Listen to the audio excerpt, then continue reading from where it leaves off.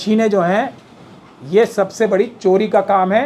राजा यानी कि मोदी जी की जान जो है इसी तोते में है। सीजीआई मिल गए हैं, क्या बैलेट की बहाली होगी? नहीं, सुप्रीम कोर्ट बार बार बोल चुका है कि विपक्ष की भूमिका हम नहीं निभा सकते। तो विपक्ष की भूमिका सबसे महत्वपूर्ण है, सुप्रीम कोर्ट से भी ज़्यादा महत्वपूर्ण हो गई है। सुप्रीम कोर्ट 2018 से और अभी पिछली कुछ घटनाओं से आप लोगों ने साफ तौर पे देख लिया है कि ये एक इंप्रेशन जा रहा है कि सुप्रीम कोर्ट जो सत्ता पक्ष है आज की आरएसएस और बीजेपी का, उससे कहीं ना कहीं उसके ज़्यादातर न्यायाधीश जो हैं बहुत ज़्यादा दबाव में हैं और वो छटपटाहट महसूस कर रहे हैं और एक तरीके से आह्वान कर रहे हैं डायरेक्टली और इनडायरेक्टली अपोजिशन पार्टी से कि आप लोग आओ सड़कों पे पीसफुल आंदोलन करो, देश बचाओ। याचिका आए या आंदोलन करें? देखिए, मैं तो इस बारे में मेरा फॉर्मूला बिल्कुल साफ है, 100% क्लियर है, इसमें कोई शक और शुबे की गुंजाइश नहीं होनी चाहिए। 80% लड़ाई देश बचाने की, संविधान बचाने की सड़कों पे लड़ी जाएगी, 20% अदालतों में लड़ी जाएगी। तो उसी प्रपोर्शन में, उसी प्रतिशत के हिसाब से हमें संघर्ष करना होगा। अदालत में केस डालने से कुछ नहीं होने वाला, 20% से ज़्यादा कुछ फ़ायदा नहीं होगा। वीवीपैट के पर्चियों की मिलान को लेकर क्या सर आप लड़ाई लड़ेंगे? क्योंकि संजीव खन्ना आ चुके हैं, 6 महीने का कार्यकाल है उनका। नहीं, वो देखिए, संजीव खन्ना जी ने जो जजमेंट पास की थी उसके बाद हमने एक पिटीशन लगाई थी उनके सामने कि चुनाव आयोग ने आपको धोखा दिया, सुप्रीम कोर्ट को धोखा दिया। हर वो वादा जो उस जजमेंट को लिखने से पहले 2024 की, जो ये 2024 के चुनाव के दौरान जो जजमेंट आई थी, जो संजीव खन्ना साहब की लीडरशिप में ही वो सुनी गई थी, हर वो वादा जो इलेक्शन कमीशन ने किया था उसको तोड़ा है, झूठ बोला है। इसीलिए ये जो चुनाव की मशीनें हैं इनको रद्द किया जाना चाहिए। लेकिन मैं यहाँ एक बात और साफ कर दूँ, हमारे आने के बाद मिशन सेव कॉन्स्टिट्यूशन और हमारे इस आंदोलन को मुखर रूप से ज्वाइन करने के बाद किसी भी प्रकार की मशीन का प्रयोग बिल्कुल बैन होना चाहिए। सर आप हम ये वीवीपैट हो या कोई भी पैट हो, सब बेकार है, धोखाधड़ी का तरीका है। चुनाव सिर्फ एक तरीके से होता है जो संवैधानिक और कानूनी रूप से लिखा हुआ है, वो है मतपत्र के द्वारा, बैलेट पेपर के द्वारा। और हमारी बात सुन के अमेरिका में जो कोशिश हो रही थी मशीनों से चुनाव कराने की, वहाँ भी आप लोगों ने देखा है, एलन मस्क हों या दूसरे लोग हों, उन्होंने भी हमारे आंदोलन से सीख लेके एक प्रकार से, मैं ये तो नहीं कहूँगा पूरी तरीके से सीख ली, लेकिन क्योंकि सच तो सच ही होता है ना, यहाँ के लिए भी सच है, यहाँ के लोग क्यों नहीं सीख रहे हैं? यहाँ भी सच सच ही रहेगा, उसी जो तथ्य हैं, और वहाँ भी सच सच ही रहेगा। तो यहाँ के लोग भी सीखेंगे ना। यहाँ देखिए, इसीलिए मैं बता रहा हूँ, अमेरिका में मजबूत विपक्ष था, तो अगर मजबूती से उन्होंने लड़ाई लड़ी तो इसलिए जीता। इसीलिए हम अब विपक्ष के ऊपर ही सवालिया निशान लगा रहे हैं। तो आपको विपक्ष कमजोर लग रहा है? कमजोर नहीं लग रहा, बहुत ज़्यादा कमजोर लग रहा है। तो 238 का क्या हुआ? नहीं, 238 से क्या हुआ फिर? यही तो बात है, क्या हुआ 238 से? आप बताओ, कौन सी ऐसी गतिविधि है जो आरएसएस और बीजेपी की रुक गई हो? कौन सा ऐसा संविधान तोड़ने का जो उनके पास रोज़ वो धर्म के नाम पे लड़ाने का काम करते हैं, बटोगे तो कटोगे, ये सब बातें करते हैं, बेटियां उठा के ले जाएंगे, ये सब जो बदतमीजी की बातें कर रहे हैं। तो 238 का क्या हुआ? यही तो हमारा सवाल है। कुछ नहीं हुआ ना, नंबर से कुछ नहीं हुआ। ये और शर्म की बात है, और ये शर्म की बात इसलिए नहीं है कि उनके लीडर्स ऐसे हैं, लेकिन जो उनके स्लीपर सेल्स हैं, इसीलिए हम टारगेटेड लड़ाई लड़ते हैं हमेशा। और आप लोग तो खुशी मना रहे थे जब रिजल्ट आया, 238 आ गया, मजबूत हो गया विपक्ष। नहीं, खुशी तो खैर हम लोग नहीं मना रहे थे, बहुत सारे लोग मना रहे थे, लेकिन फिर भी कुछ कहीं ना कहीं किसी ना किसी हद तक खुशी की बात थी। खुशी की बात तो तब होती जब जनता के वोटों से, जनता की सही नुमाइंदगी करके तब सीटें आती। वो आती बीजेपी की 50 के आसपास और बीजेपी के खिलाफ करीब 500 के आसपास, वो सही चुनाव का रिजल्ट होता। तो हम जैसे लोग तो तभी खुश होते। लेकिन अब इसके बाद भी जो जनता में भी थोड़ी सी नाराज़गी भी थी सभी विपक्ष की पार्टीज़ के खिलाफ, क्योंकि उन्होंने चुनाव के दौरान भी एकदम ढुलमुल रवैया रखा। ये तो जनता ने ही ना सिर्फ आरएसएस और बीजेपी के काटर वोटों को हराया, उनकी बेईमानी धोखाधड़ी को हराया, बल्कि मशीनों को भी हराया। तब 238 थाली में सजा के दे दी। उसके बाद रवैया क्या है? वही ईडी, वही सीबीआई, वही धमकियां, वही हत्याएं। अब तो एक नया प्रोग्राम भी शुरू हो गया है। ईडी, सीबीआई, इनकम टैक्स ही नहीं, अब तो लॉरेंस बिश्नोई नाम का एक संस्था भी शुरू कर दी है आरएसएस और बीजेपी ने, धमकाने के लिए, डराने के लिए। बाबा सिद्दीकी को मरवा दो, ये काम करा दो। अडानी जी की किसी धारावी की जो प्रॉपर्टी में गड़बड़, मतलब वो कुछ रुकावट अड़ा रहे थे तो लॉरेंस बिश्नोई का नाम लेके मरवा दो।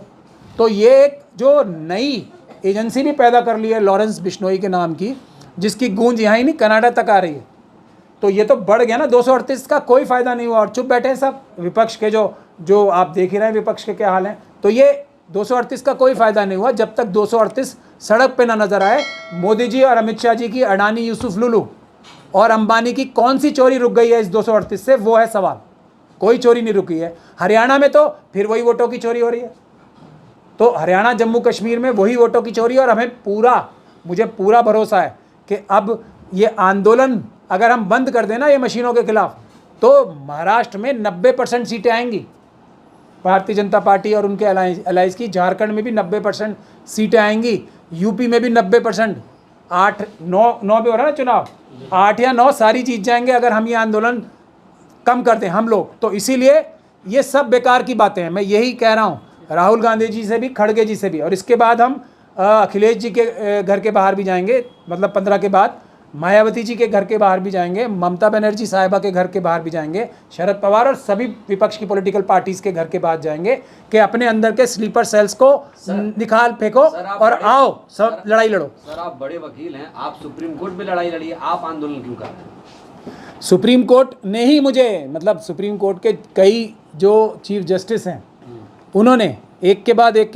कहा है कि जो वकील हैं उनकी जिम्मेदारी सिर्फ अदालतों में केस लड़ने की नहीं है, उनकी जिम्मेदारी सोशल वर्क में देश का संविधान बचाने के लिए लीड लेने की भी है। ये जब चीफ जस्टिस कोई कहते हैं, रमन्ना साहब ने अमेरिका जाके कहा था, दूसरे भी चीफ जस्टिस कई कह चुके हैं और आज के हालात में कहते जा रहे हैं बार बार। तो आप लोगों को इशारा समझ लेना चाहिए। मैं जो जजेस का दर्द है उसको समझ के उस इशारे को पकड़ के क्या सड़कों पे दबाव में है सर? सुप्रीम कोर्ट के जजेस भी बहुत ज़्यादा। 2018 में 4 सुप्रीम कोर्ट के सिटिंग जजेस ने ना भूतो, उससे पहले कभी ऐसा नहीं हुआ है कि प्रेस कॉन्फ्रेंस करके इस बात का ऐलान किया था कि हम लोगों के ऊपर दबाव है। और कौन सा सबूत चाहिए? सर चंद्रचूड़ और खन्ना जी में क्या खास फर्क देखते हैं आप? नहीं, अभी तो देखिए हम लोग तो क्योंकि आंखों पे पट्टी बांध के रखते हैं, खुल गई हमने वो पट्टी खोलना फ्रॉड था, एक बहुत बड़ा फ्रॉडुलेंट काम था। अब इसका मतलब ये देख के काम होगा, जजेस को ये एक्सपेक्ट करते हैं। चंद्रचूड़ साहब तो खैर करते ही थे, वो ये उन्होंने बता भी दिया कि अगर कोई आरएसएस का व्यक्ति खड़ा है, अडानी अंबानी यूसुफ लुलू खड़ा है, तो एक तरह की जजमेंट आएगी, क्योंकि वो तो देखते हैं ना ये है। और कोई गरीब आदमी खड़ा है, कोई अपोजिशन पार्टियाँ खड़ी हैं, तो वो दूसरी तरह का न्याय होगा। वो तो इसीलिए उन्होंने पट्टी उतार भी दी। लेकिन चंद्रचूड़ साहब और खन्ना साहब कि जब कारनामों को कंपेयर करते हैं, हमारी किसी व्यक्तिगत से तो किसी से कोई अदावत नहीं है। हाँ, अगर इनकी लेगेसी देखी जाए, इनका बैकग्राउंड देखा जाए, तो चंद्रचूड़ साहब के जो वालिद थे वो 7 साल तक चीफ जस्टिस रहे थे और उनके ऊपर इल्ज़ाम लगते रहते हैं कि वो ज़मीर फरोश थे। और इनके चाचा खन्ना जी के, और खन्ना जी के जो पिता समान चाचा थे, उनके लिए मेरे जैसे लोग भी, और मैं बहुत कम लोगों को सलाम करता हूँ, मेरे जैसे लोग भी सलाम करते हैं, क्योंकि उन्होंने उस समय इमरजेंसी में इंदिरा जी जैसे मजबूत प्रधानमंत्री के खिलाफ अकेले जजमेंट दी थी जाके। जज लोया को मेरे जैसे लोग, भले ही वो आज दुनिया में नहीं है, लेकिन उनसे बड़ा जज कोई नहीं है। वो किसी भी सुप्रीम कोर्ट के जज से भी बड़े थे, जज लोया, क्योंकि उन्होंने 100 करोड़ रुपए 150 करोड़ रुपए ठुकराए इंसाफ की खातिर, अपनी जान गंवाई, ना पैसे लिए ना डरे।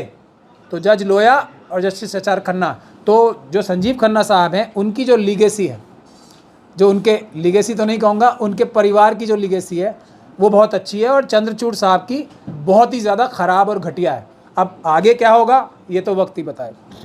अभी तो मोदी जी कह रहे हैं बेटी को, माटी को, रोटी को खतरा है आम जैसे लोग। बिल्कुल, खतरा किससे होता है और खतरा बचाने का काम किसका होता है? सरकार का। तो अमित शाह जी होम मिनिस्टर हैं तो देश की हर एक बेटी को खतरा तो होगा ही। मोदी जी प्रधानमंत्री हैं तो देश की हर एक बेटी को तो खतरा होगा ही। अरे घुसपैठियों से। हाँ, तो घुसपैठियों को रोकने की जिम्मेदारी किसकी होती है? माननीय परम आदरणीय होम मिनिस्टर साहब की।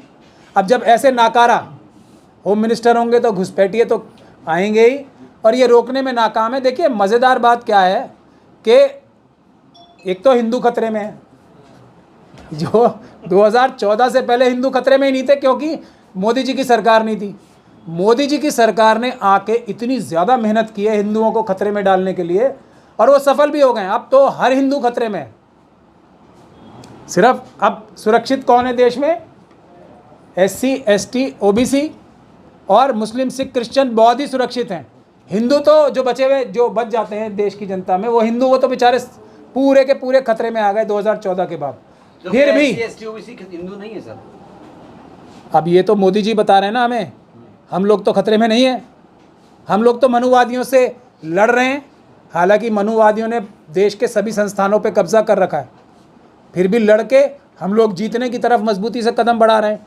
खतरे में होना ना होना अलग बात है, खतरे में आ जाना जबकि सुरक्षित थे और इतनी मेहनत करके ला देना, और फिर उसके लिए बता के वोट भी लेना, मतलब कितने बड़े बेवकूफ़ होते हैं जो भी इस बात को समझ रहे हैं कि खतरे में यही लोग लाए हैं, 2014 के बाद ही खतरे में आए और उन्हीं को वोट दे रहे हैं। तो ये तो बहुत ही बड़ी बेवकूफ़ी का काम है, मैं समझता हूँ। Thank you. ठीक है।